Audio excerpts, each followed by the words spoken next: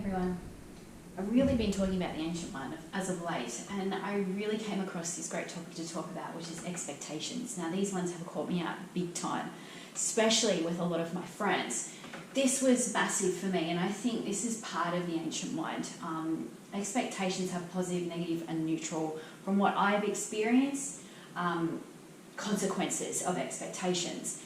And I think that really is a part of the ancient mind. I really had to get rid of a lot of expectations on people.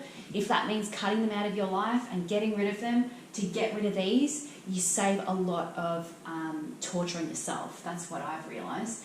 So expectations are dangerous.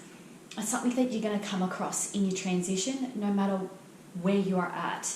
You know, you've got expectations from your family, your friends, all of these people that play a part in your story. Sometimes you've got to really learn to take a step out of the story and learn, well, what are their expectations on me?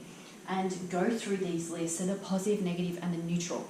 And they are realistically the truth to expectations. Expectations aren't always that bad, but you've got to learn that not everyone's going to be you, okay? Not everyone's going to live the same life as you. And that's the reasons why I'm making all of this, because expectations are massive in the ancient mind, especially if you want to identity change. You're going to go against a lot of people to get the life you want.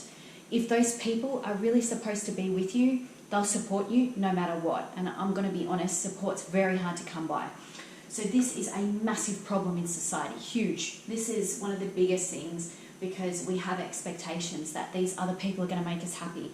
It's codependency. You've got a lack of self-worth. You've got all these things happening. That's why a lot of people don't ever really reach their true potential. It's really quite sad. It's, you know, something that I don't want for the future daughters of tomorrow, and that's the reasons why else I'm doing this, because I found it's, you know, not fair to other people to have expectations. So I have really learned the hard way. I've learned that in the ancient mind, nothing ever really good comes from it. It's so old and so outdated. We as humans really struggle with understanding how much we're actually so far behind the times, especially here in Australia. So this ancient mind has really got to go.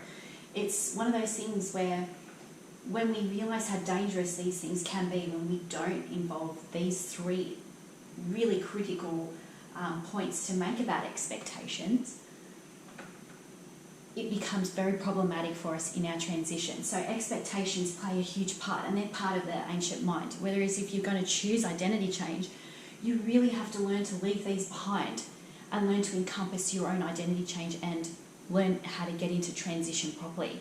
These you will come against no matter what.